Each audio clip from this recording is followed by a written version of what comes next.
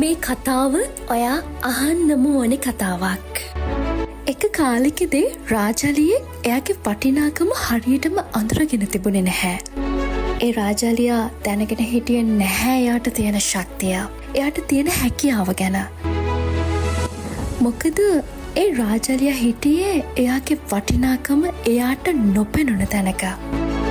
රාජාලියෙක්ට එයාගේ වටිනාකම තේරෙන්නේ නම්, එයාට තියෙන හැකියාව ගැන එයා දැනගන්නේ නම්, එයා රාජාලියෝ එක්කමයි රංචු ගහන්න ඕනේ.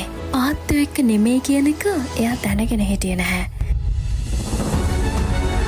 ඉතින් තවදුරටත් තමුන්ගේ වටිනාකම තියෙන තැනකට තමුන් යන්න ඕනේ කියලා දැනෙච්ච දවසේ ඉඳන් ඒ රාජාලියට පුළුවන් වුණා එයාගේ හැකියාව අඳුරගන්න, එයාගේ ශක්තිය අඳුරගන්න, එයාගේ ලෝකෙමුණත් එයට දෙනන්න.